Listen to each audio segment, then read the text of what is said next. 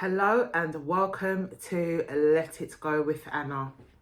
So I've been getting so many questions about love, relationships, dating, online dating, old school dating, dating older, dating younger.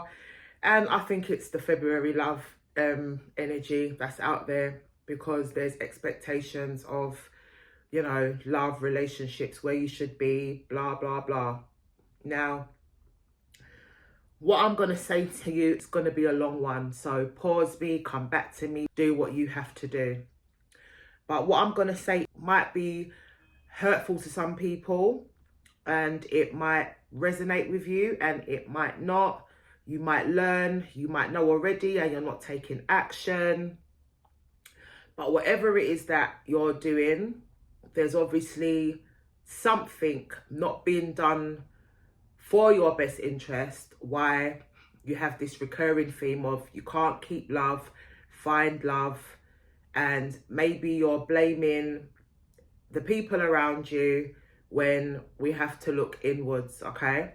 Now, I've been through a lot of love relationship issues. I'm 45, so of course I have, and I've had really good positive experiences and I've had some negative experiences, some really ishy times and icky times, and I've had to deal with it and it's made me stronger and I've come out the other way. But one thing I do is I learn from my mistakes. So I'm not going to go through something and know that, oh God, that didn't feel good, I didn't get that result I was hoping for, and then keep doing that same thing. I'm not. If I don't like it, if I don't like being treated not according to my value and how my self-worth is, then I'm not going to accept it. I'm going to nip all of that in the bud, all right? Then I'm going to go inward and then I'm going to look within myself and think, Anna, what are you doing that is causing this? What have you not healed? What are you attracting? What have you not made peace with? What are you not forgiving in yourself that keeps on getting projected to you from external sources? It's going to say resources, but it's not resources. I'm speaking about people on a whole, all right? So if you're a man attracting a man, then that's fine. If you're a man attracting a woman, or a woman attracting a man, or women attracting women, whatever your thing is, I'm speaking to you, all right? There's no titles and labels and heterosexuals and there's none of that. It's just person to person, human to human, heart to heart, mind to mind, all right? So what kind of person are you? That's the first thing to assess. Are you an emotional person who takes relationships very seriously? Are you the emotional type who you wear your heart on your sleeve? You don't hold back, and when you give everything? Or are you that type of person who thinks about what you want and has a strategy for how you're going to go about it and connects with people as a friend first and then you get deeper in?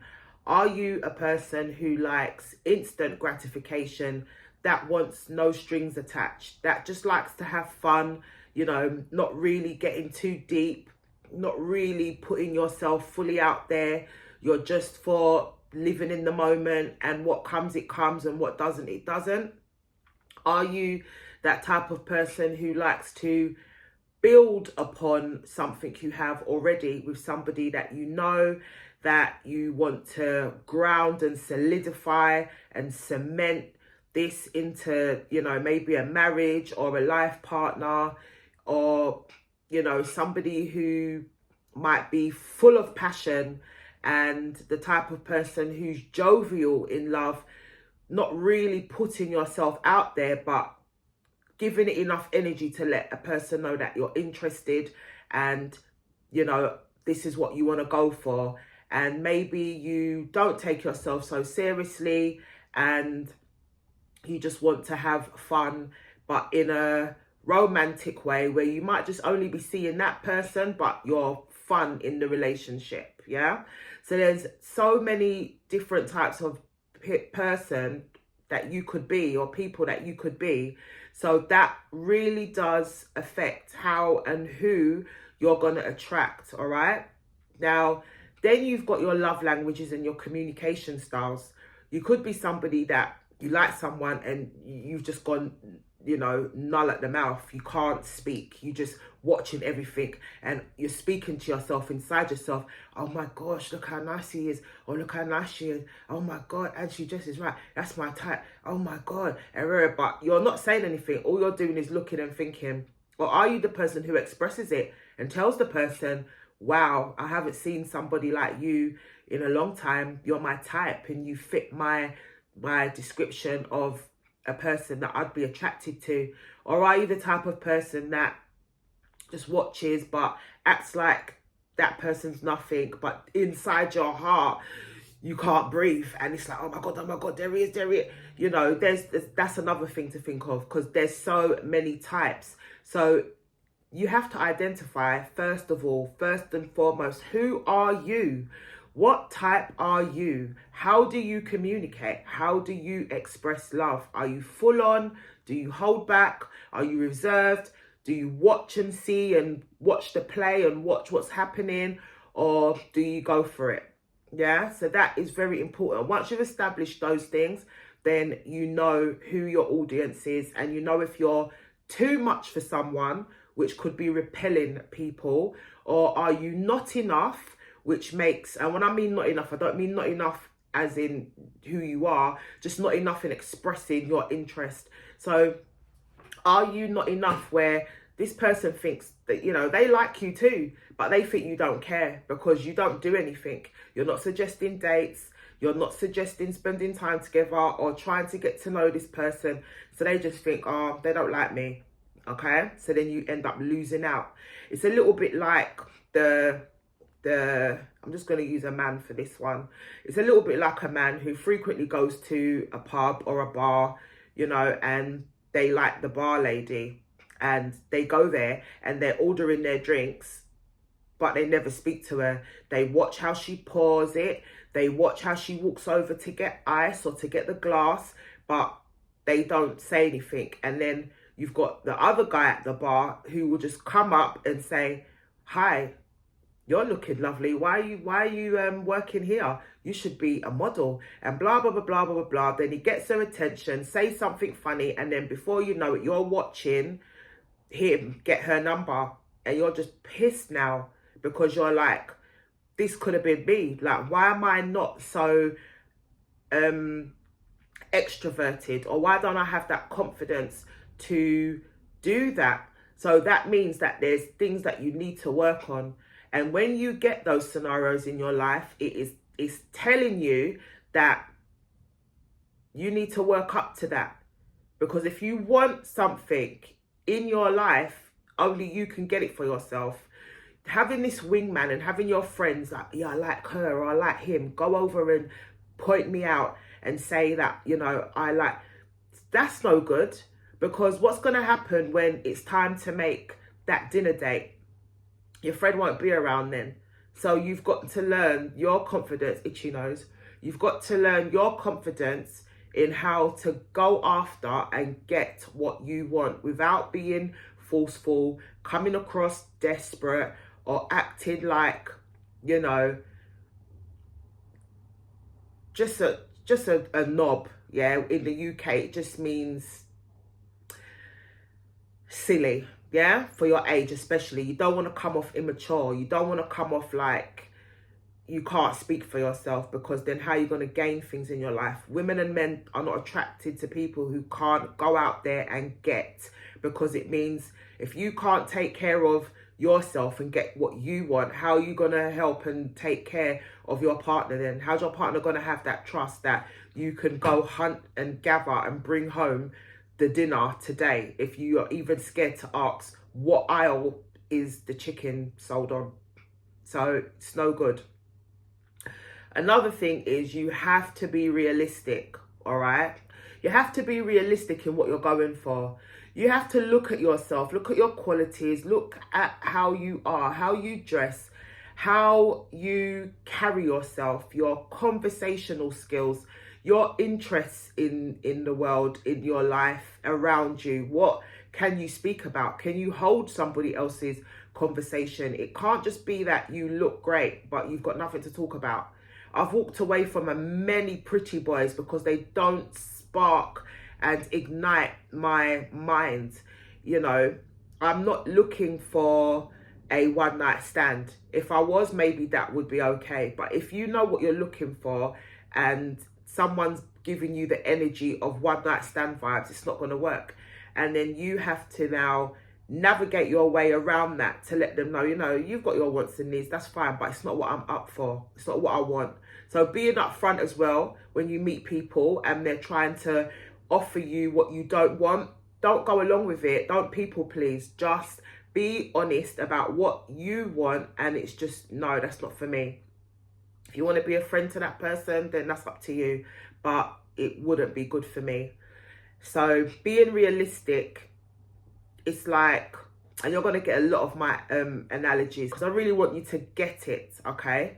So when I was younger, and I mean, even this happens now, I've had friends and I've heard people, I want a man who drives a nice car and da-da-da-da-da and got this job and blah, blah, blah.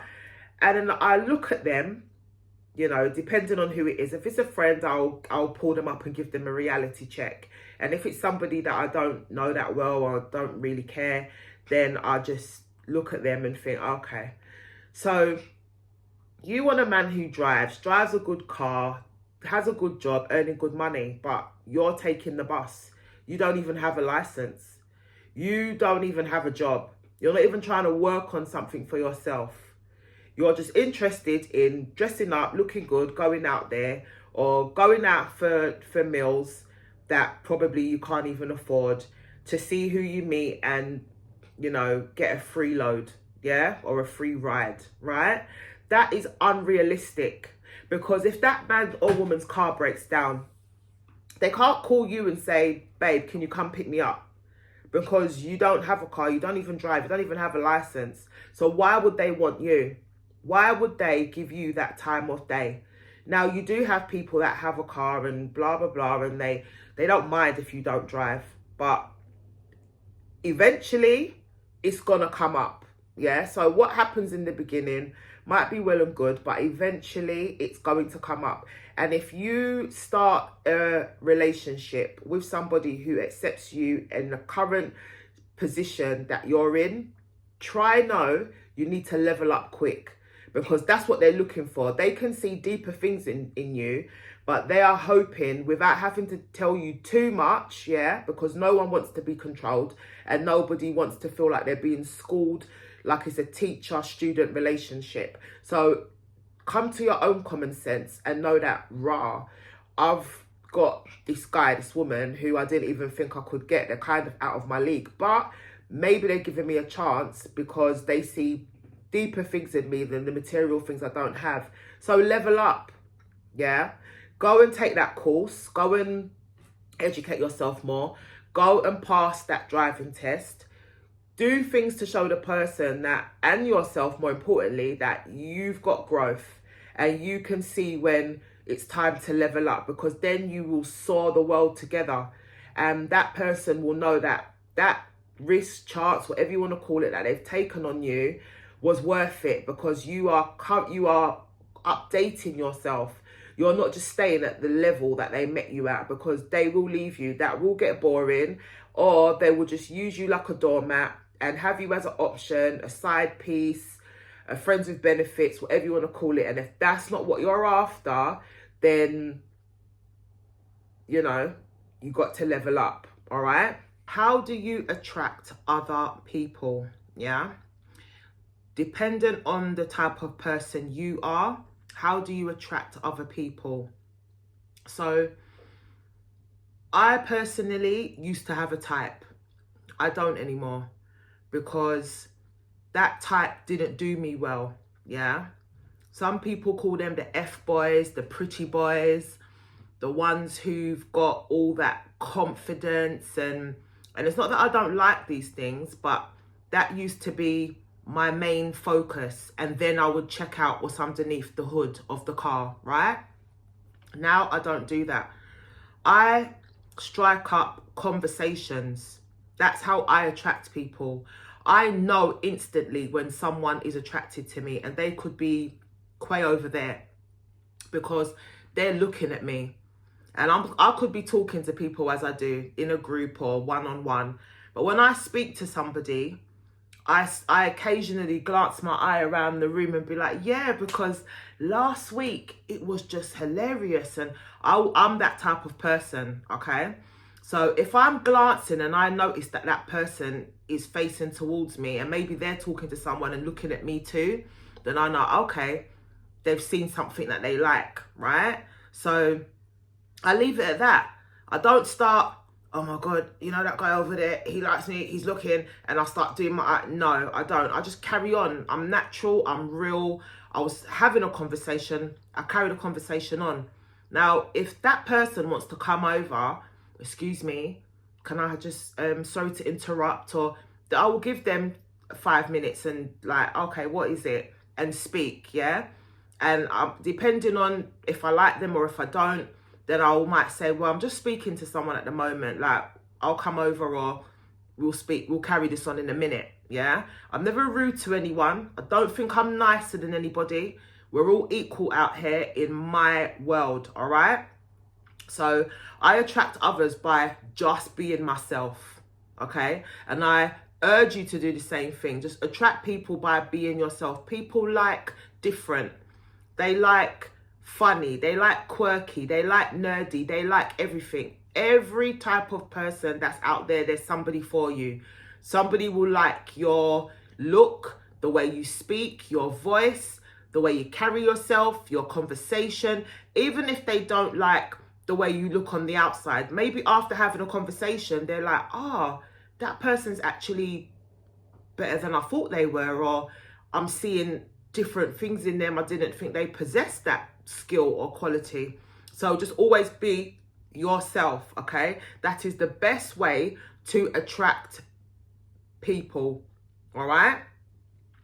Now, sometimes you meet people unexpectedly. You was not expecting it. So where do you go to meet these people and attract these people, yeah? Now, you could be anywhere. You could be in a supermarket, you could be in a library, you could be having a jog in the park, you could be walking to the shop or in the shop, you could be literally anywhere, at the gym, in a hairdresser's, in a barber's, anywhere, at a restaurant, anywhere there's people, you can meet them. There's no special place. If you are wanting to attract a type of person, so say like you have, you know, people who want successful people or people who are in high authority jobs, then you may go to the theatre. You may go to a gym that, you know, that membership is expensive. You know, I don't want to name names, but you know what I mean. You start going to like, and I don't want to use the word elite neither, but you want to go to places where, you know, the affordability is for a certain type. And even when you go to these places, it doesn't necessarily mean that you're gonna, you know, come back with the outcome you went for. It just means that you've seen a little bit how the other half live or do their thing. You can see the other types of people that go there. How do they carry themselves? Do they work out and keep themselves to themselves? See you struggling to figure out that gym equipment, but don't help you because, you know, there's trainers for those things. Or didn't you go to the induction? Like, so, you know, you have to be very careful that you're not setting yourself up to go to these outlandish places thinking that, yeah, you're going to meet this doctor or this policeman or this, you know, high flying profile person, and they probably are not going to be, or maybe they've even got somebody anyway, but you may go there and you do. It's just a risk you have to take, okay? So where to find these people? They could be anywhere. Most of the time, everybody, the things everyone has in common is we got to eat. So you might find like somebody, not that you're looking or going out looking, but you know, you might meet somebody just from being in a restaurant, from being in a bar, from being in a burger spot, that everyone likes a burger. You don't have to be rich, poor, high achiever or professional to like a burger. You can meet someone walking their dog and that's your life partner. You just don't know. But what I'm trying to say is just go to various places. Go to various places. I don't like to have I don't like to set an outcome on an intention. Like, I'm going to the park because I want to see if I meet a single guy that's walking his dog. I don't like to do things like that. I will go to the park because I want to connect with nature. I want to walk for long. I want to run. Whatever it is I'm going to that park for. And if I meet someone in that process, then yippee to me. But I'm not going to just intentionally go there just for that, unless it's something like food. I will go to that restaurant because I want that food, and that is me setting an outcome on an intention, because it's not a person, it's a thing. Yeah. So where to find these people could be anywhere. All right. And sometimes you even have friends, families, in-laws, whatever, that, you know, might want to set you up on a date. They know somebody that might be good for you. Try it out, check it out.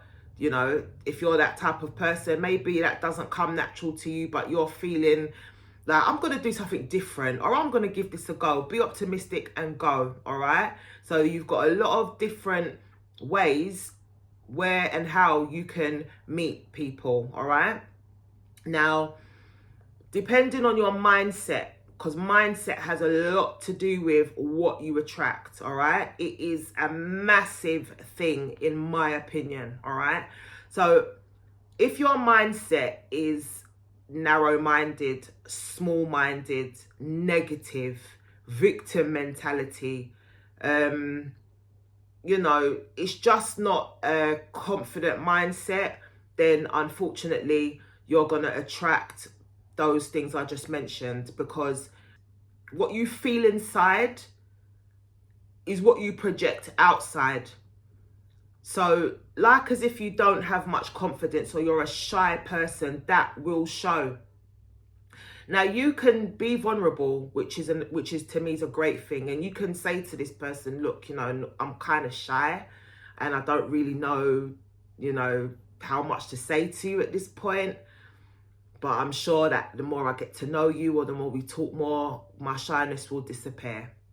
That's fine. Whatever insecurity you have, as long as you're not going into a novel about it and acting like an emotional wreck about it, then it's fine to put out a few vulnerabilities so that the person can understand, okay, because, you know, they could have suffered with that too and they've overcome that, and they might even tell you that in that conversation. They might say, oh, relax, you know, I'm just a guy, I'm just a girl, I'm da-da-da. And then you laugh and then you start to relax and the conversation flows more easier, yeah?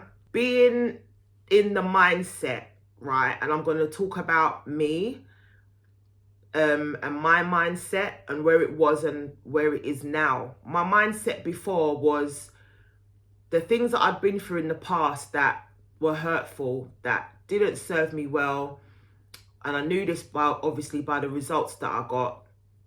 That mindset I had then was like, well, if he's not gonna be taking me out, and if he's not gonna be doing this and doing that, I don't want to know. I'm not wasting my time. I haven't got that I haven't got that. So what happened to me? That's what I got. I didn't get the guys who were wanting to take me to those places. They wanted to take me out, but maybe for a drive, or maybe for a coffee, or maybe for something. And I'm just thinking, look at me. Why would I just want to go for a drive? I want to go out. I want to do, and I want to blah, blah. And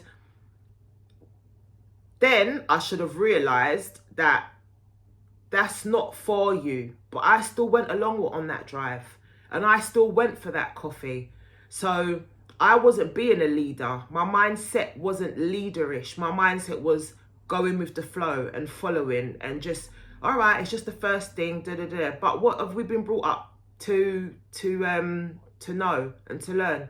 That first impressions last. So if you settle for that small gesture in the beginning, you're never going to get to a bigger gesture, because that person knows you to be happy and comfortable with whatever option they give you. You're just going to be like, okay then.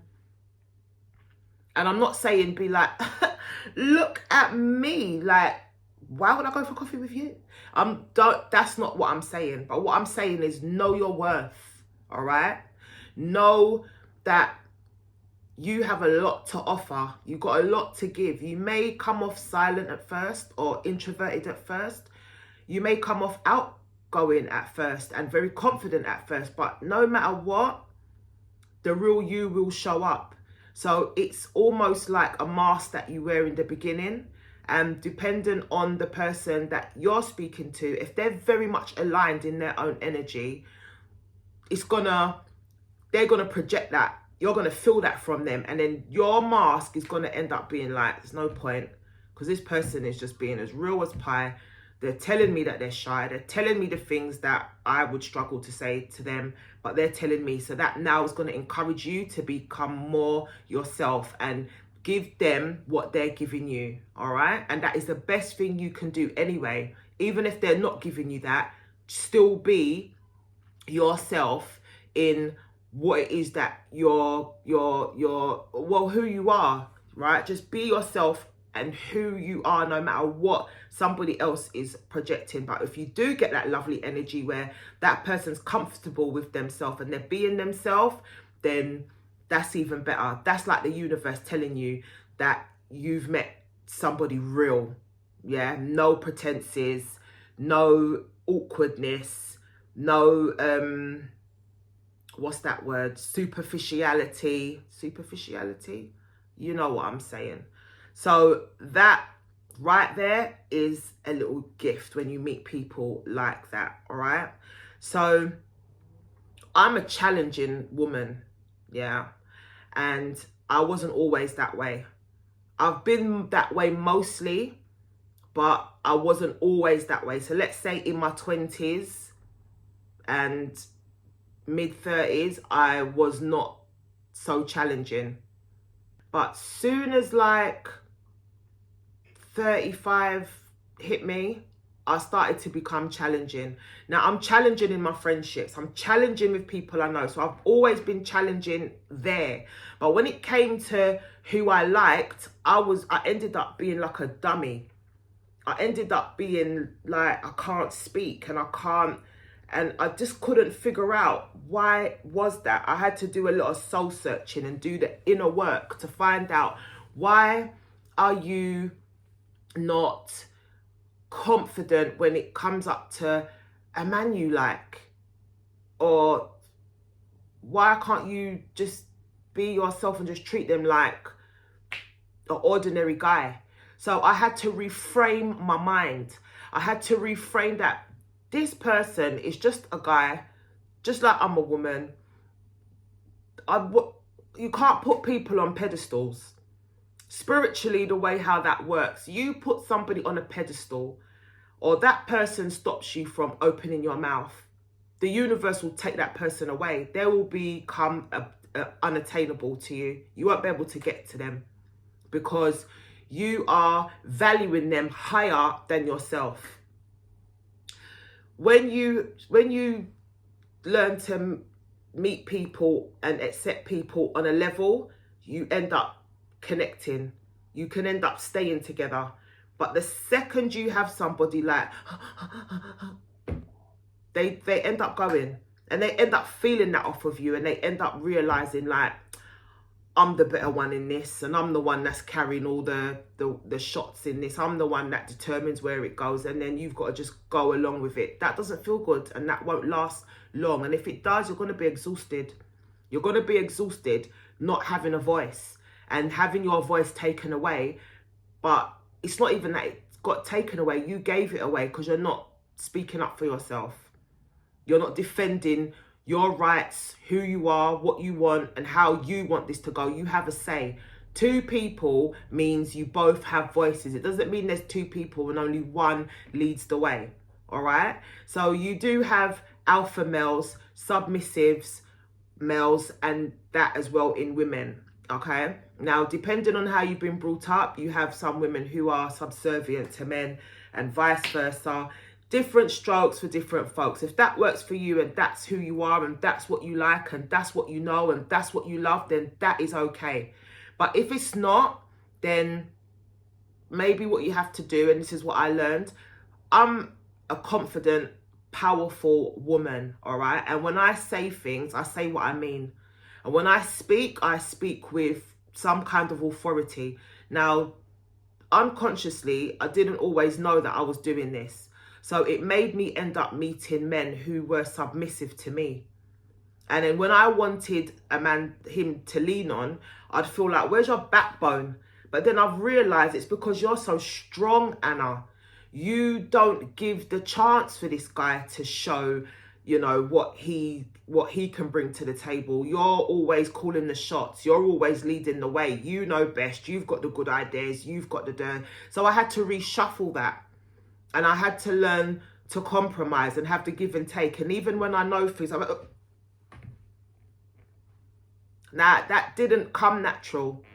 But I realized I have to learn to do that because I'm just going to end up being on my own then.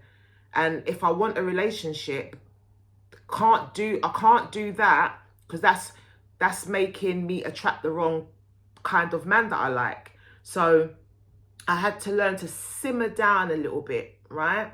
Not be authentic, but just allow that man to feel like a man, be that man, take the lead in things, and just hold my little space and watch that. And eventually I became proud of him, and I became like, yeah, now I feel like I have somebody I can lean on. Yeah. And that's when you're in a relationship where you're willing to accept that your partner needs to grow. You're not going into a relationship looking for a ready baked man. You realizing that, you know, he's got to go back in the oven and bake a little bit more. So that was a relationship that I'd been in where I had to, he was baking in the oven and I was being patient with that. And then I've had the ones who they came in forceful and they want to tell me what to do. And my aura just, I couldn't, that was a lot for me. I was like, who's he? Who are you? Who do you think you're talking to? And who are you telling this? And blah, blah, blah, blah. And then afterwards, it was like a clash of wills. It was like a power struggle. Yeah. And then that didn't work for me. So then I just had to keep on looking at my behavior and seeing what am I putting out there. And I'd ask like my really close friends, like, how do you find me? Like, even when I was with so-and-so, like, what did you think of me in that relationship? And then I'd be like, you tell me the truth. I don't care. You need to be honest. Tell me the truth. And then they would tell me some things and I'd reflect on it and I'd think, okay, I'll take that or I'll reject that. And then I'd work on those things. And now, like, I'm so grounded and happy within myself that I don't feel the need that I have to tell anybody, a man in my life, what to do and how to do it, unless it's really something personal to me that I don't like that. And I mean, I really don't like that. Yeah. And if they then adjust that way and they can understand why I don't like it and they adjust to it, then that's even greater. And I know I've got the right fit. And if they can't, then I just think, well, we're going to end up wasting each other's times because this is something inside of me that I'm really not putting up with. So, you know, we might as well just be friends or call it a day. Now, online dating versus going out there in the world and meeting people. Now, I've tried online dating. I tried it recently and I tried it almost as a research method so I can speak on it, because I don't like to speak on things that I haven't been through because then I'm not totally in the know. So when I went online to do some online dating and see what is this all about, how does it work, what is it for, honestly, I still feel like online dating is set up for men, because men were approaching me and I was the type of woman on there that I'd see somebody or I'd get all the I'd get all the likes coming in But I'm not entertaining you on typing. I need to see you, make sure you're real, make sure you're who you are. And my thing was, right, we're video calling, so I can see who I'm speaking to, and you know, and I know how you look. Because some of them, they put up their best pictures, and then in reality, they look like Humpty Dumpty. And I mean, when he fell off the wall, yeah? So I had to see you. So straight away, they're like, hi, I like you, da-da-da, rare, rare, blah, blah. And I'll be like, okay, that's nice, da-da-da-da, rare, rare, rare. And then straight away, I'll be like, right, let's video call. Now, some of them would be like, oh, no, I can't do that right now. And I'd be thinking, oh, okay, light bulb moment. Okay, you can't video call, but you can text right now in this moment. Now, being fair, you could be at work, or you could be, or maybe you want to look your best for me on the video call. So you want to do it later when you've gone home, got out your work clothes, had a shower, whatever. So I made a few allowances for that, but only a few, yeah? And then when we did get to video call, some of them look completely different. I'm like, how dare you put that picture up? You don't look like this. Why are you conning people? Why are you showing how you looked 10 years ago when this is not how you look now? It doesn't make sense. So now they were like illusional, delusional to me. Then I had the ones who, they looked good, they looked okay, but they're sitting, they're driving, oh, you know, I'm driving, but they want to make it out like I was so important that they wanted to do this, and they're driving, but they want to still talk to me and give me that attention. But then they'd stop driving, and then I'd say to them, so are you not going to get out your car and go in your house? I don't, it's, you know, it's cold out and I don't want to. You got a woman in there? You got a woman in there? You married? Like, what is it? Now, some of them, because I'm so outright, yeah, and challenging, some of them would be like, oh, you know, I'm not going to lie to you. I'm well, why are you on this app? Like, if you're not happy at home, why are you on this app? This is how these men can give women these insecurities and these feelings of being second best. So straight away, dial tone, okay? Block and delete, right? Because now you're a liar. I don't want a liar. And I don't want somebody who can be with me and do that to me, be outside my house or his house in his car talking, and I'm indoors getting the dinner ready. So block and delete. Then I'd have the ones who they were able to go in their house and show that, not really like show room to room, but you could tell that, okay, they lived there on their own, they're in their own place, but they were players. So I just started coming up with, do you know what? Online dating, and I'm not saying this is for everybody, this was my experience. I just felt like it is a man's world. Now, I had men on there who were honest and open, and they just wanted a quick thing, yeah, and they'd tell me that, and I'd be like, no thanks. And if I was that way, then that would be fine for me, right? And then I had the men who were giving it all the big chat. You know, their photos have got their cars and their whatever in the background. Not that I was interested in that, but I liked what they done for a living. And then about 2 texting conversations, I got a text message from the woman, and she was like, oh, you know, Jerry is, I'm Jerry's wife, I'm Suzanne, and blah, blah, blah. And I'm like, what the hell? So then I just thought, you know what, this is not for me. And I came off of it. Now, I was literally on there for 1 month, and it was research, okay? And I did meet, like, I met 2 other people that they were just on a friend vibe. Like, we clicked mentally, and they were doing good things with their lives and blah, blah, blah, blah. And we shared things like that. So that was fine, but it didn't go anywhere. So I found out old school dating for me is the better way. You go out there, you meet a person, you can see and feel and pick up the chemistry there in that moment. You can see their height. You can see whether, do they talk, have they got guitar strings? How do they smell? Like, you just see what you need to see when you go out there. So my advice to everybody is get out in the big wide world and go and date and be face to face with who it is that you may attract or is attracted to you.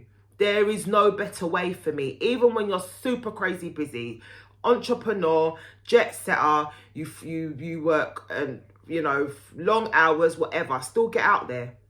You make time for what is important to you in your life. So if a relationship isn't important and you're not making time, well, it's not important to you then. So don't complain about it. Yeah. So that's my take on online dating and going out there and dating in the real world. Go out there and see what you like and see who likes you. Go out there and build your confidence, learn your conversational skills, learn to give eye contact. That's very important. When you're speaking to someone and they're talking to you, but they're looking down and occasionally they look up at you, it's like, what am I here for? Why don't you have this date with the table? Because you're looking down at the table more than me. Now, if you've got patience and you want to wait for the story and why they're so shy or can't give you eye contact, that's up to you. But for somebody like me, I'm just going to ask you, like, why do you not look me in my eye? Because, I mean, even me, who is a businesswoman, when I speak to people, I like to give direct eye contact. I get a lot from that. I get a lot when I'm working with anybody and they give me eye contact. I like it because it shows me the passion in their face, in their eyes. The truth is in your eyes. Someone blinking a lot and can't look you in the face and they're trying to make a deal with you, well, then maybe that deal's dodgy because they can't look you in the face. But you do have the brazen ones that look you in your face and still scam you out. But nevertheless, I like the eye contact. So get out there in the real world and up your skills. What you're not good at, get good at it. Don't worry about rejection and putting yourself out there, because if you don't, no risk, no reward. If you don't try, you're not going to gain anything. So rejection is a big part for some people. And I noticed that it is in some of the generations and how people have been brought up. But my thing on rejection is just do it. I used to have an issue with being rejected. Like, no, I don't like you. Like, is someone going to tell me, oh, I don't like you, Anna? How are you going to take that? Well, at least I tried. At least I asked them. I put myself out there quite a few times and it went well. And I got what I wanted. And I put myself out there and it wasn't reciprocated. But that was fine because I'm not wasting my time.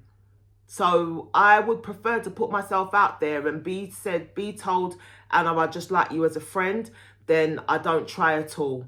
Or I'm doing it and I waste my time with you. So get rejection out of your mind and just learn to don't care. Don't care is a big, big thing. And I'm not saying fake it, don't care. I mean it, don't care. So what? You didn't get that. You didn't get the deal on the phone. You didn't get that person you were sorting after. There'll be other deals. There'll be other people. There'll be other times, other scenarios, other occasions, other instances. It wasn't your time. It wasn't for you. They weren't for you. Don't force it. Don't force yourself upon nobody. Do not beg. Do not act desperate. Do not try to sell yourself like a package deal. You don't need to do that. The right person will see your worth, see your value, see what you bring to the table, what you offer. They will see your heart.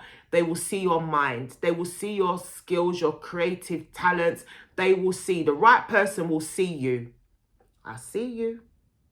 Okay? Now, dating older or younger, again, it's up to you. Because I know people who are older with a youthful spirit and they're with a younger partner and they can hold on to their younger partner. Their younger partner actually prays to them because they can teach their younger partner certain things, right? That you may have had to have gone through a life experience to know. Even simple things as learning what is interest rates, learning your way around town, learning facts and things about, life. So, and then I know people who are younger and they're an old soul. It's like they've been here already and they don't do much with themselves. And it's just, I want to shape them. And I'm just like, but they're comfortable where they are. They're happy where they are. And they've got an older partner and they gel and get along and understand each other just fine. So it's not because you're old, you've got an old mentality, or you're young, you've got a young mentality. You know, or hopefully you should know by now, that the older person can have a youthful spirit and the younger person can have an old soul. So it doesn't matter to me whether you date younger or older. I've done both, right? And the older guy that I dated became toxic because he wanted to clip my wings, and he couldn't understand why I was so social with everybody, because in his mind, me being so social with everybody means I want to go to bed with everybody, and I don't.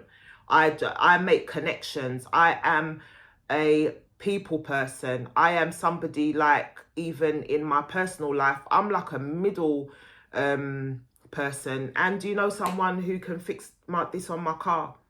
Or, and do you know, because I connect with loads of different types of people. So, and I love that. I will never change that. And I had to make that be known to this man. You met me this way. You're not going to change this in me. And if you can't handle that, I'm not for you. And in the end, we went our own separate ways.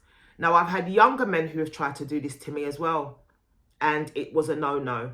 Because who I am is who I am, and I'm not offending anybody by being social. I'm not hugging men up in front of my partner, or baby boy, my darling, come here. I'm not doing that in front of my partner, or even when he's not there. I'm respectful. I will let somebody know I'm in a relationship. If I get a compliment, I accept it. Thank you. And I move on. I'm not trying to add on to that compliment or do something shady behind my partner's back. And then I've had the older guy who has been, you know, that teacher type to me, but still, you know, keeping up his swag as my man. He's not trying to be my mentor and my boyfriend, or my man, or my husband, whatever you want to call it. He still had that, Anna, do you know that if you blah, blah, blah, you'd get this done easier, or try this app, or do da. And then I've had the younger one who was just fine, was proud of me, and was like, yep, she's my woman. She's not a little girl, you know, she's a big woman, and da. Like, when I met his friends, and they would all be like, I can't believe your age. You don't look your age. So even though we had an age gap, and I think our age gap was like 9 years, but we looked the same. And he leveled up. He didn't, I met him and I accepted him where he was, but he leveled up. And he's flying now. And I'm not saying it's because of me, but he tells me, and you give me so much encouragement and inspiration. You've given me, or you've helped me to recognize the self-belief in myself. And he has done things for me as well. He has given me confidence in the department of, I'm not a young spring chicken. I have a nice body, but I'm not a young spring chicken. And he accepted my insecurities and he boosted them. When I felt like, in my current state, I feel like I put on a bit of weight, he didn't care. It's more to hold, babe, more to handle. Now, you'd get some men who'd be like, yeah, you know, you need to work on that. Now, what's that going to do for me? It's not going to make me feel encouraged or motivated. It's going to make me start thinking, oh, he's not attracted to me like this.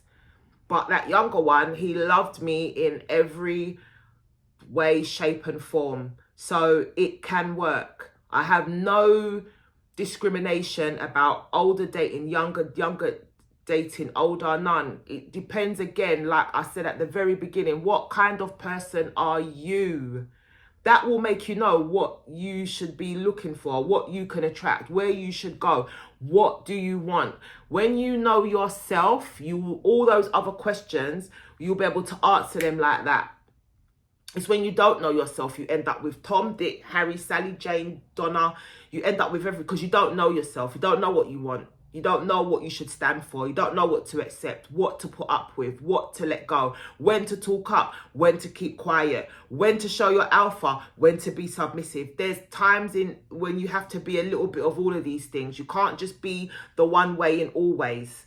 You cannot always be arguing because you want to make your point. Sometimes you need to be quiet and let that person realize the point you were trying to make in silence. I've got a good friend she's always saying silence is golden. And sometimes you have to use that. And sometimes you have to let your voice be heard.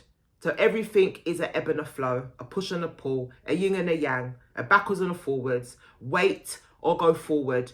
You have to just know when to do these things. That's the point I'm trying to make. Okay, so now I want to get on to dating, right? How to date.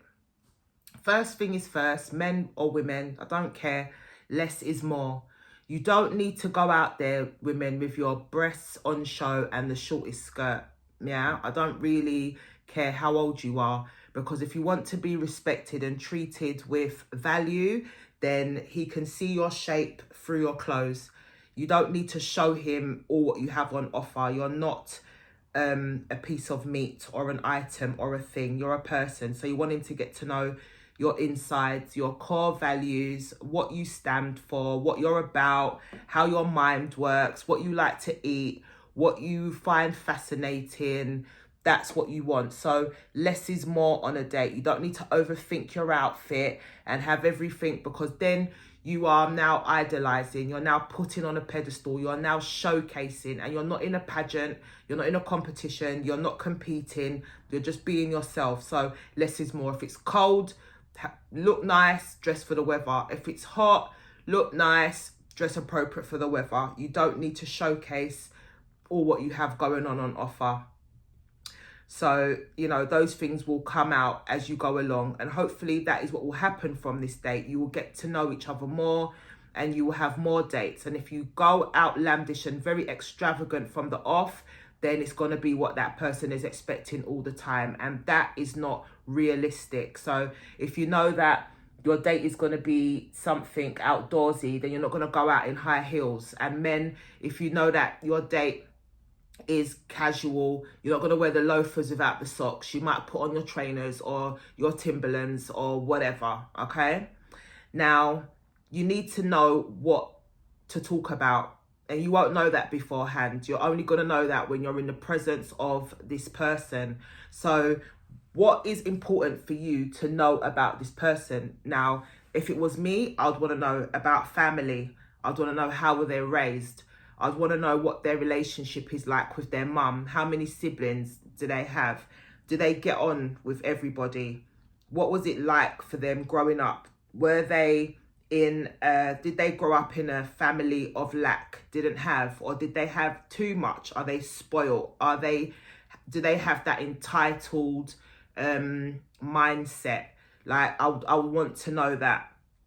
I would also want to know, what do you do for a living? Is it a job that you do to get paid, or is it a job that you do, it's a passion? Do you work for yourself? How did you come up with that idea? What's the story behind it? Yeah.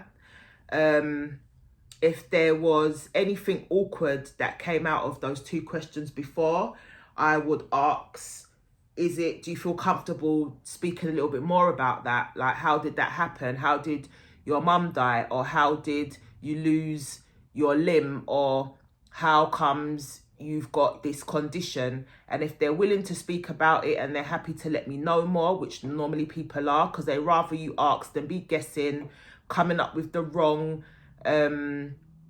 judgments, then you'll find that little bit more. It might then breed compassion in you to see that they've been through this horrific time, but they're still moving forward in life, and then that will be admirable to you and commendable to you. So I would get the awkward questions out as well. And you must know that in the beginning, when you meet someone, take the opportunity to ask them as much as you can, because people are normally very forthgiving in the beginning than they are anytime else in getting to know them. So if they're getting to know you and you haven't asked much questions, and then you end up really liking them more than they like you, and then now you want to know these things, they're not going to be so open.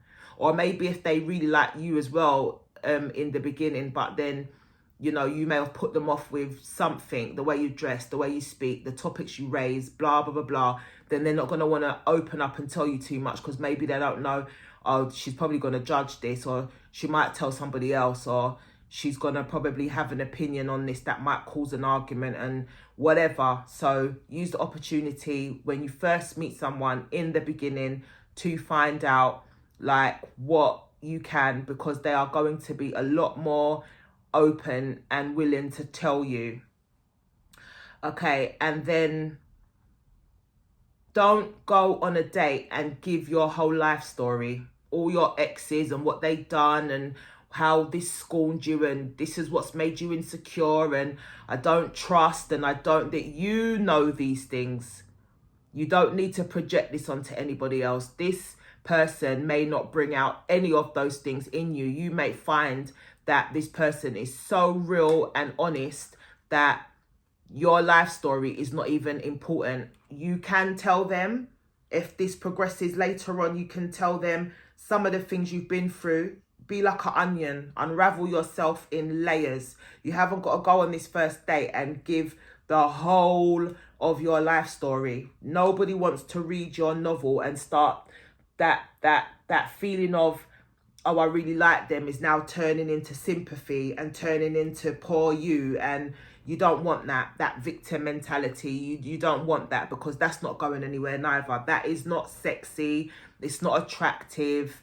I mean, you can touch on some of the real, hard hitting things, like, if you've lost somebody or you was in an accident, but you don't have to go into the dramas that you've been through, because it can come off as if you're not healed or it's not forgotten, which I'm not saying that it should be forgotten, but what I'm saying is that you don't want it to be the highlight of the date, that's what they remember when they leave you, and a friend or a family says, how was your date? And you're like, yeah, she's got a lot of dramas, a lot of issues, a lot of, never mind that you had good food and you made them laugh and blah, blah, blah, but they'll remember that, okay? So don't get into all of that, and try not to be too heavy maintenance on the date. Like, you might order something and it's not that right, and then you send it back, and then it comes again, and then you send it back, and then why is this not hot enough and cold enough and da and blah, blah. Men and women don't like complaining people. I'm not saying that if you order something and it isn't right, you can't talk about it to your waitress, waiter, server, but there's a way in how you do things. It's not what you say, it's how you say it. And if you come across rude or you come across ungrateful, like as if they're trying to make things better for you, but nothing seems to be acceptable, that is your first and last date with that person, because they're now going to realize that you can't be pleased even when someone is trying their best, and that will turn them off of you. It will be off-putting, and you're just not going to see that person again, basically. Like, let's have it right. Now, on the date as well, for those who drink alcohol and stuff, keep that at bay. Don't be ordering shots and becoming senseless, where you're not even in your right mind anymore and you're acting a fool and you're showing that you can't handle your drink, and maybe because you're not paying the bill, you're ordering things you wouldn't normally order if it was you that was paying for it. Like, keep your wits about you.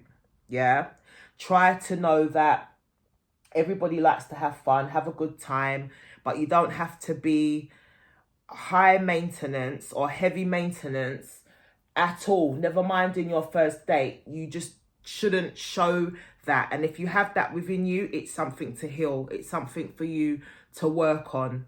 Okay. People pleasing, like at the end of the night, and maybe the person wants you to go on to something else. Sometimes, it might seem like that's a good idea, and you gauge it to how the person is, whoever it is you're on a date with. But then sometimes it's good to hold out and let them miss you, let them want to see you again. Maybe decline it and say, well, I can't tonight, but maybe we can do that on the second date. So that's then leading you to go in on a second date, rather than trying to build Rome in one day. Like, try to build Rome over the course of the week, okay? Because sometimes we can get really caught up in that, where it's such a great night, we don't want it to end, but it can end up being a great night and you go on further and then you spoil it. If alcohol's involved or not, you don't want to spoil it. So sometimes leave that chapter there and then create a new chapter. But no matter what, in your dating, you be yourself, all right? And don't try to be somebody you're not. If you know you're not funny, then don't try to come across like you're Lenny Henry or Paddy.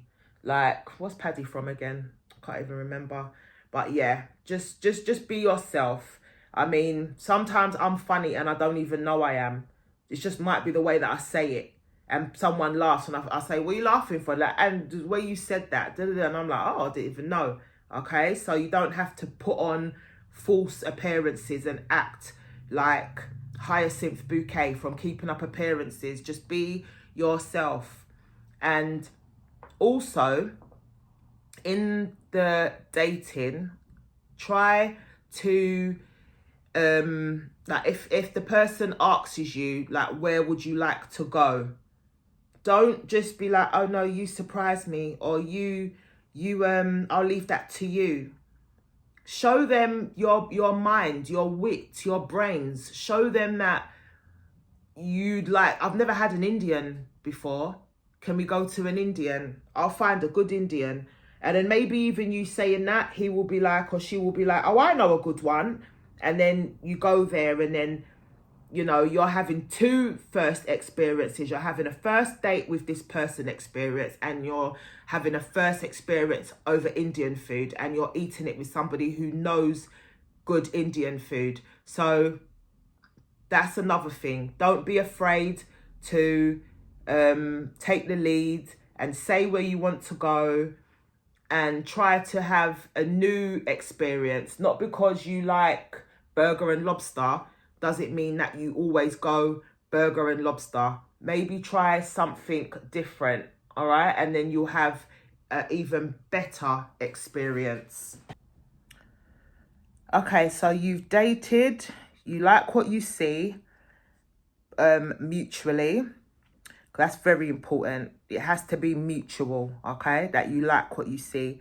And now you have decided that your friendship, which now has grown, you felt chemistry, you have a sexual attraction to each other, and you want to start a relationship, okay?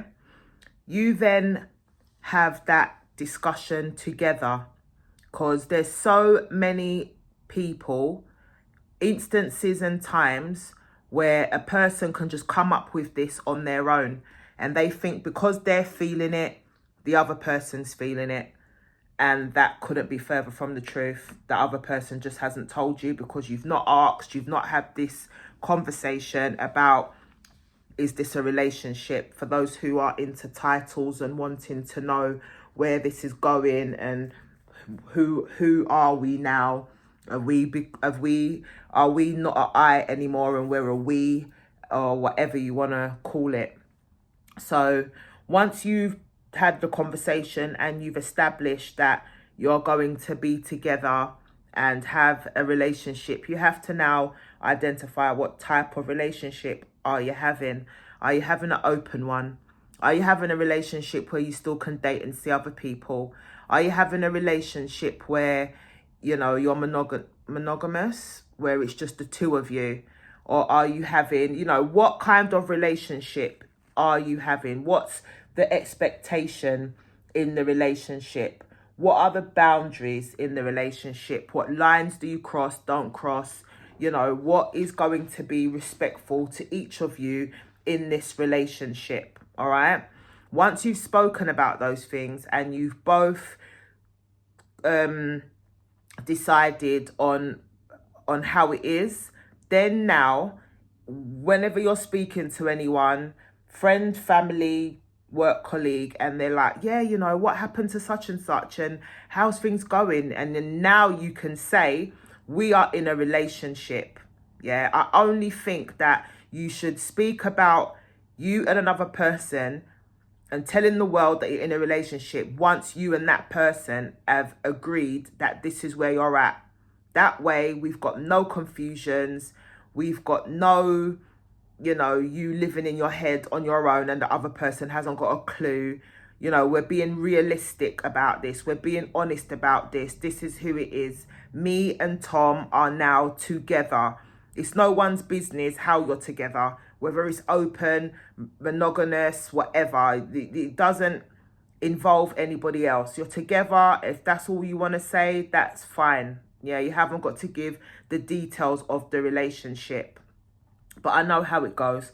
We all got besties or cousins and, family members and whatever, colleagues that want to know exactly how, but that's up to you. But in my opinion, in the early days, I always think it's best to keep things to yourself, because even though you can identify you're in a relationship, I'm not looking for the worst, but I'm realistic.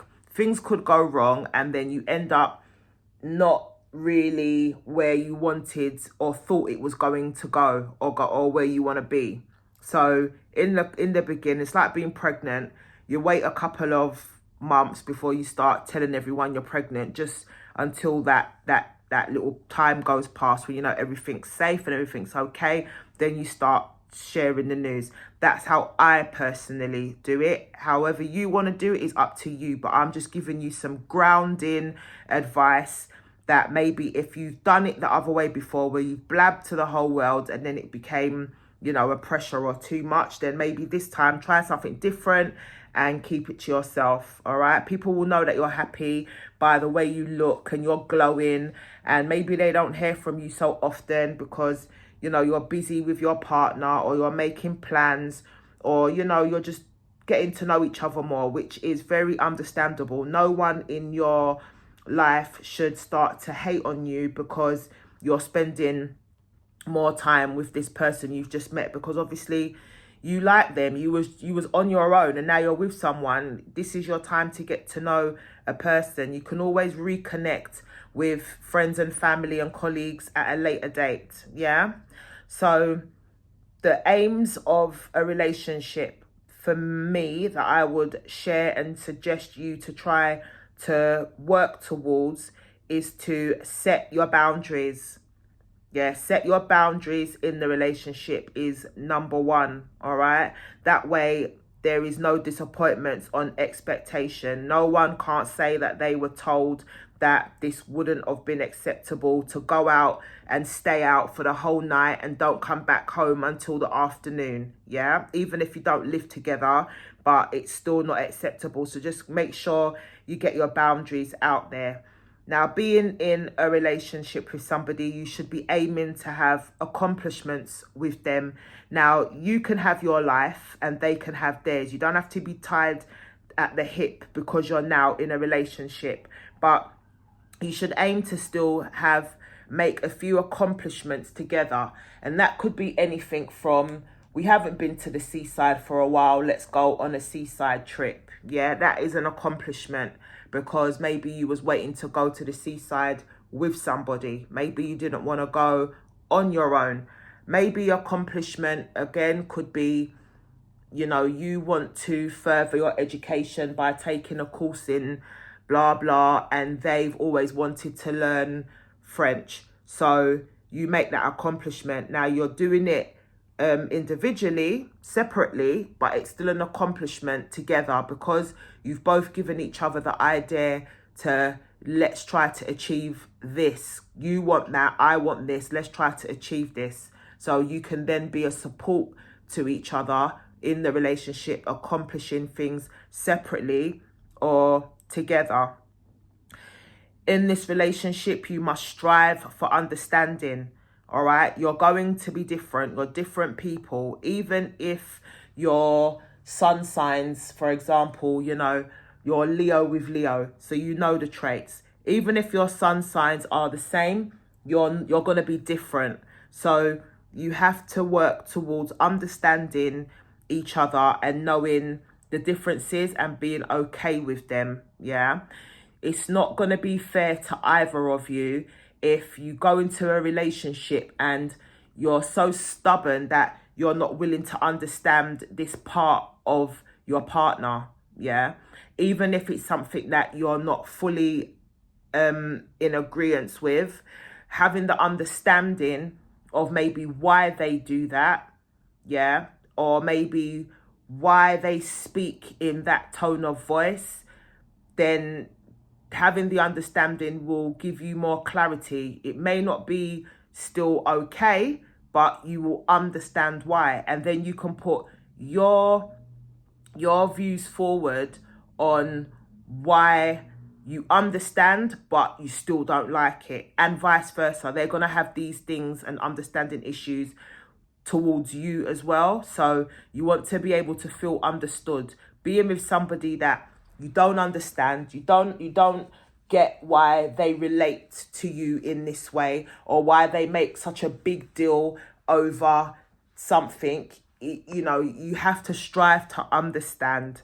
It's a part of give and take, yeah?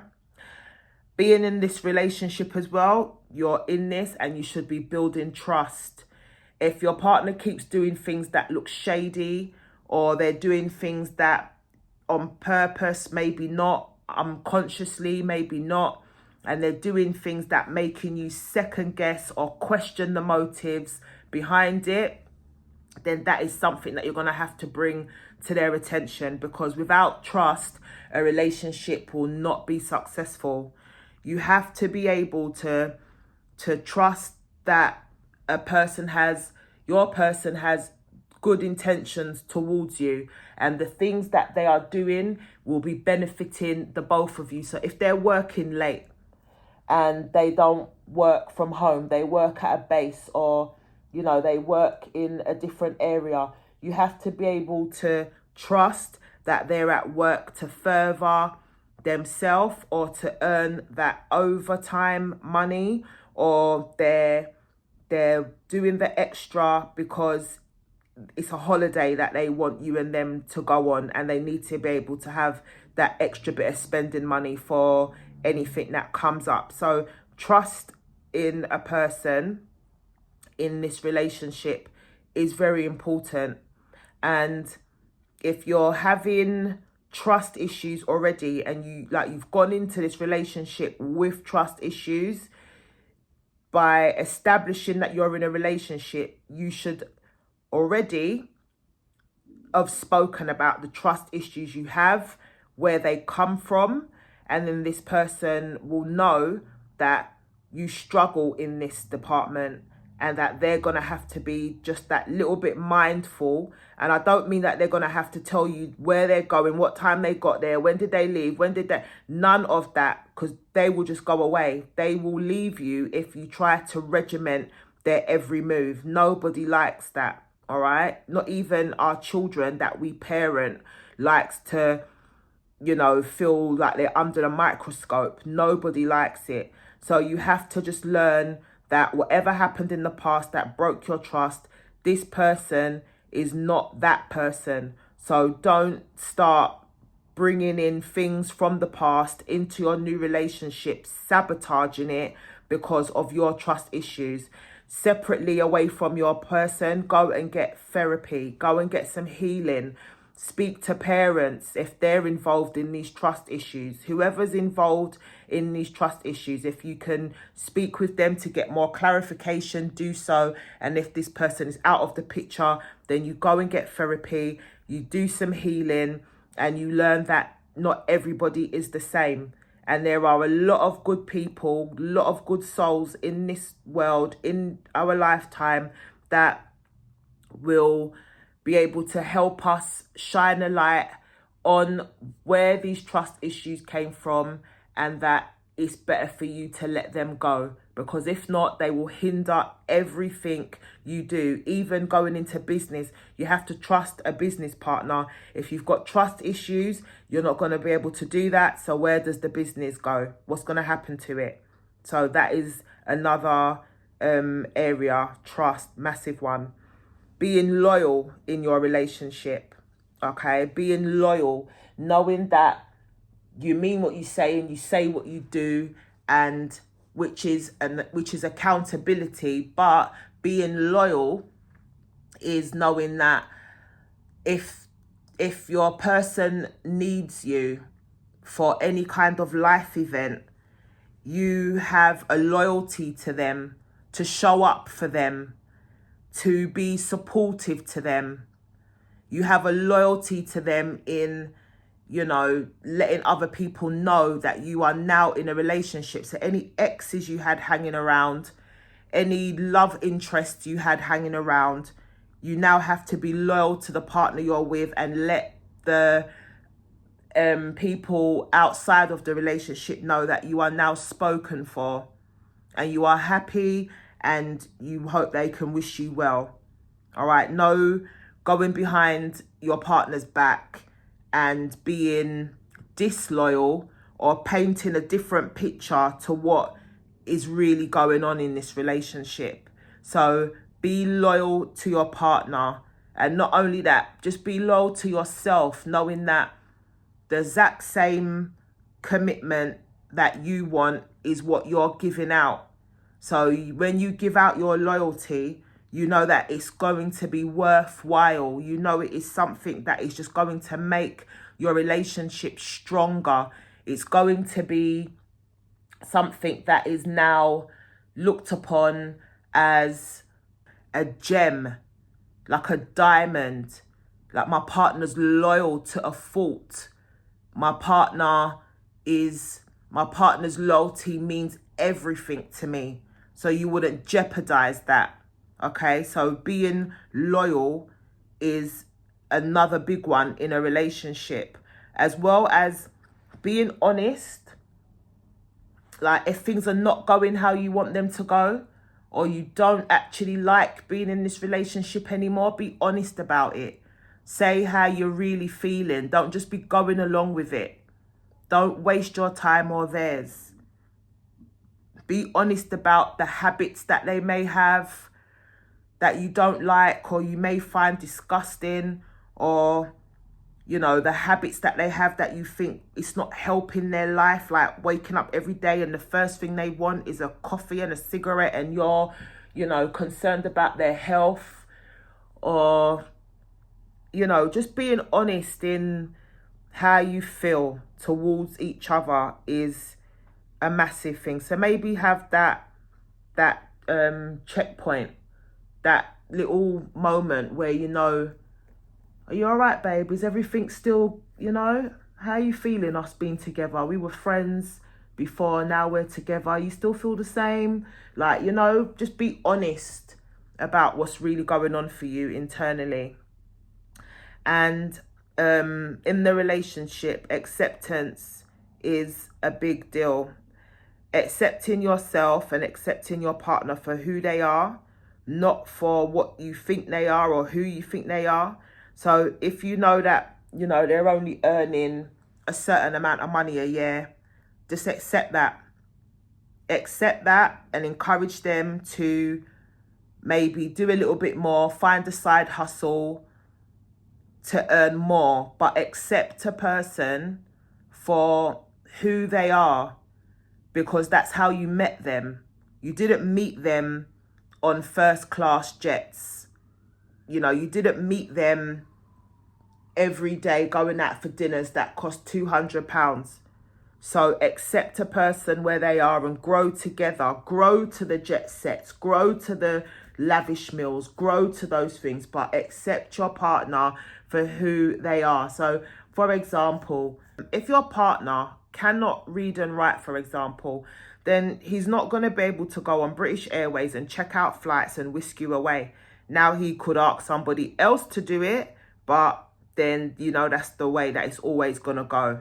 So just accept a person for who they are. And if it's not for you, then don't go into that relationship. And this is where the courting and the friendship in the beginning, for me, why it's so important, because then you get to find these things out and then you get to know if this person is really for you or not before you get into a relationship. Because sometimes, and I've done it myself, I've bypassed things that I didn't realize eventually they're going to grate on me. Eventually it's going to become a problem. Eventually I'm not going to be happy with this. So the best thing for what I should have done is not go any further with it, but I didn't. I accepted the person for who they were, and then I got disheartened towards the end because I'm not getting any of those bits. But they didn't lie.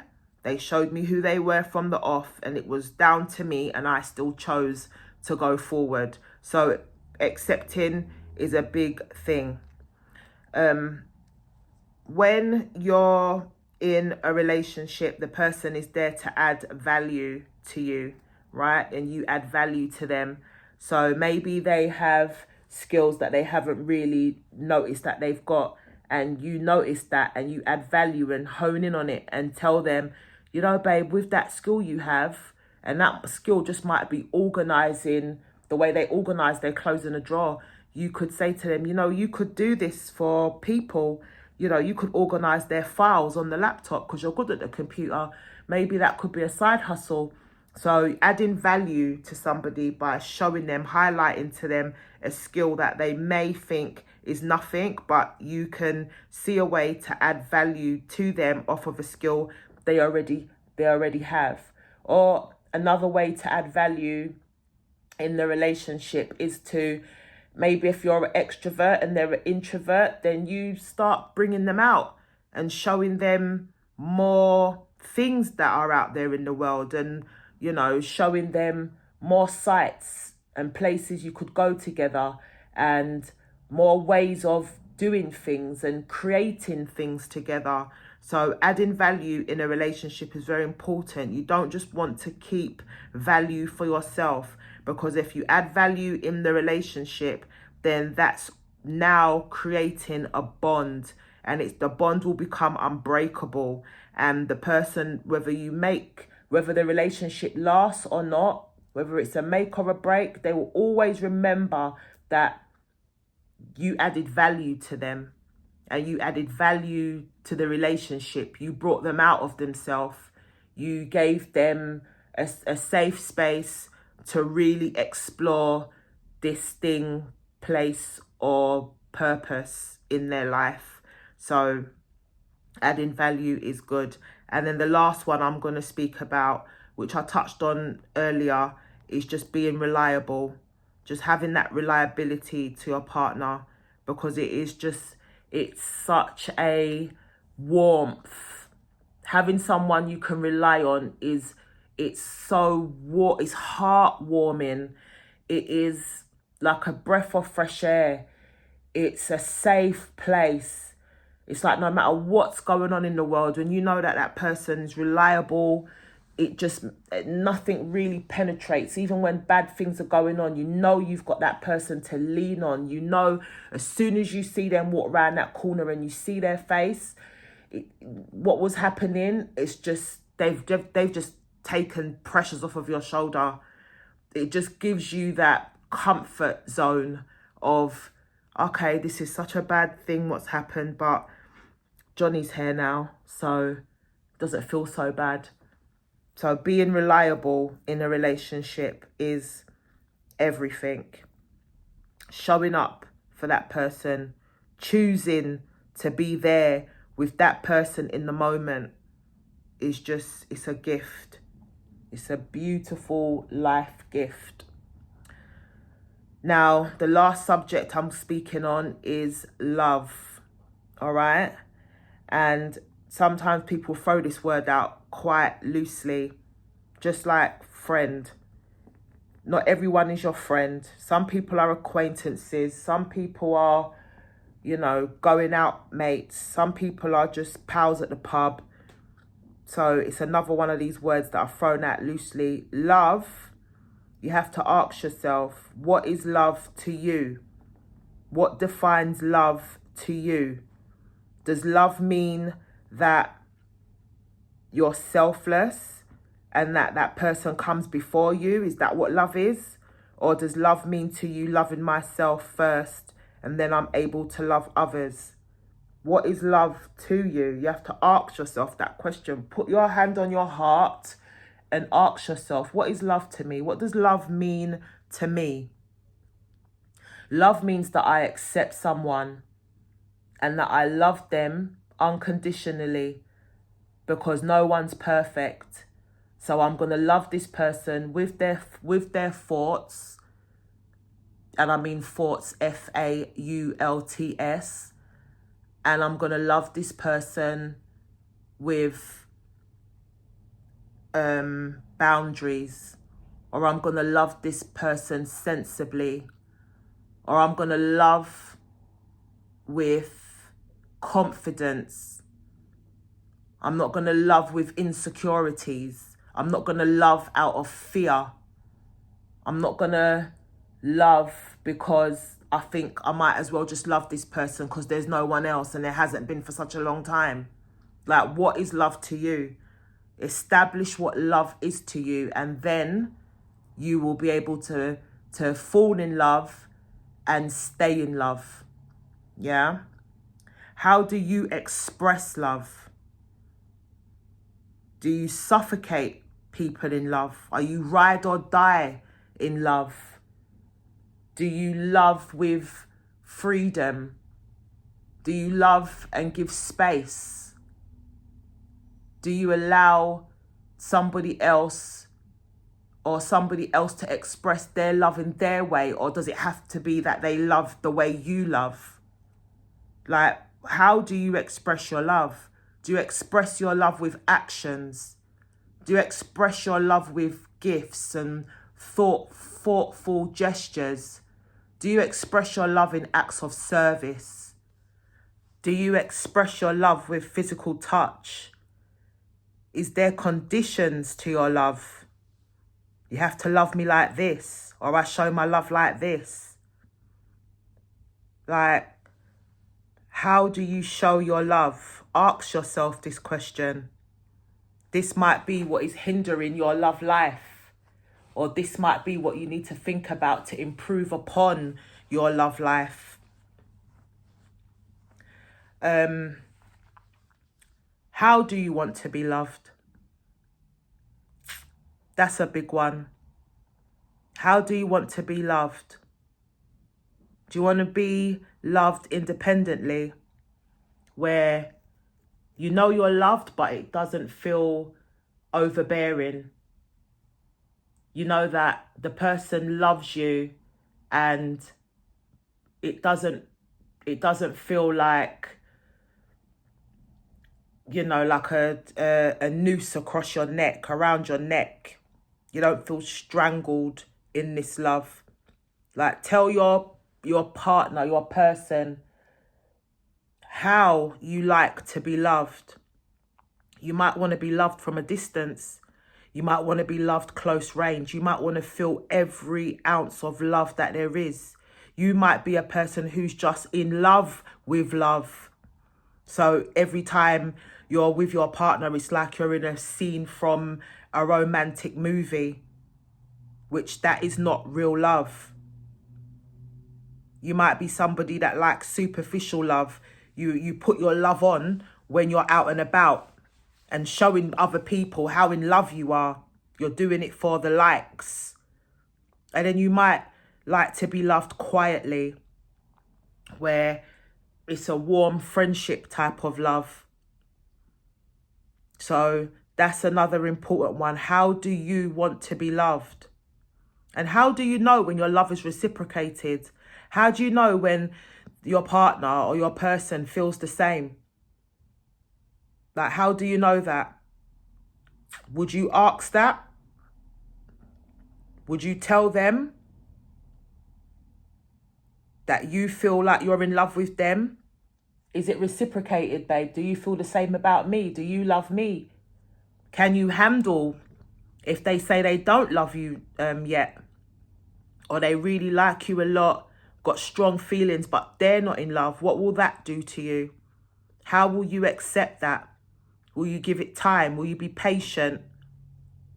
Or will you feel rejected? Will you feel like, I'm going to withhold my love now because you don't love me yet?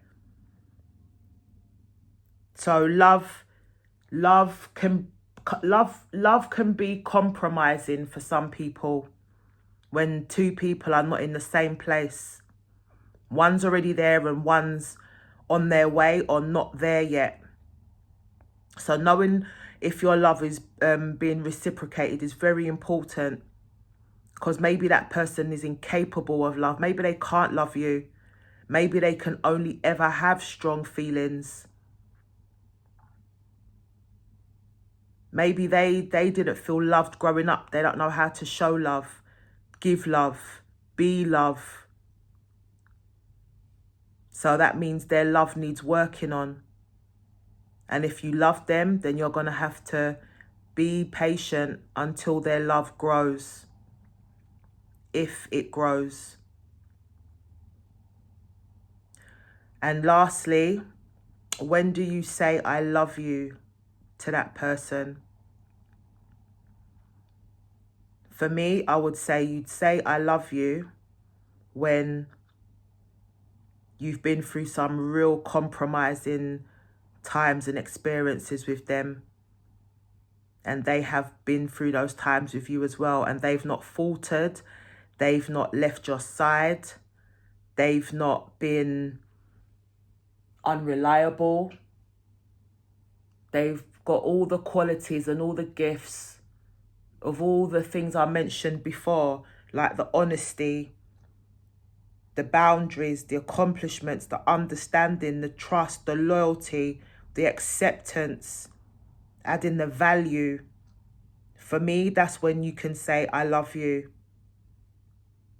Because it would almost be like, well, what else would you want or could you want from somebody who was once a stranger, who has now become a friend and then a romantic partner?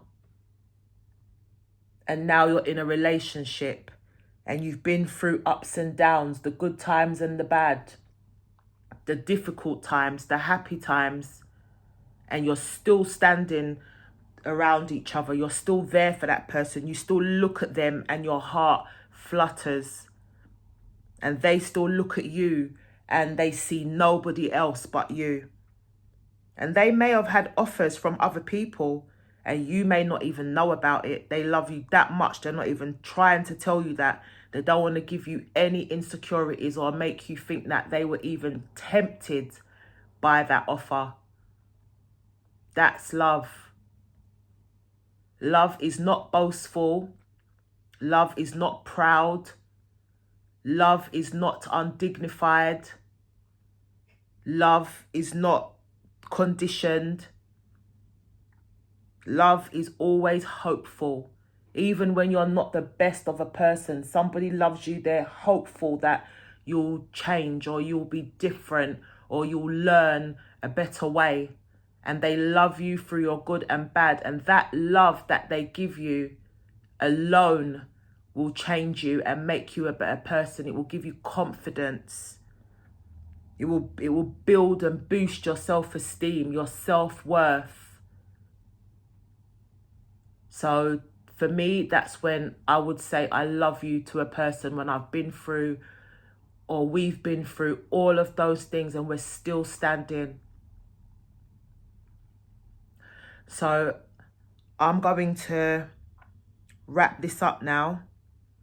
And I hope that next year, February, when this whole love element, even though I don't believe in February love, Valentine's love, love is every day, all the time, every second is love for me. But I'm hoping that for those who have work to do on themselves, they can take this year and maybe up until next year as a goal to work on some of the things and get themselves in a better place to give love and receive love, accept love, and heal from a love before in the past that didn't work out.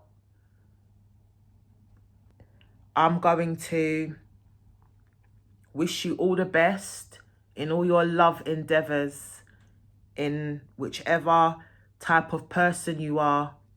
So from me to you, take care. And in this podcast, I actually feel like I let it go. And I'm really hoping that you've taken on and you can be honest with yourself in some of the things I've spoken about. If this relates to you, just change it. Change it for the good. And forgive yourself for whatever you may have been through before. But every relationship is different and every person is different. Wipe a clean slate and start again. Take care from Let It Go with Anna. Bye.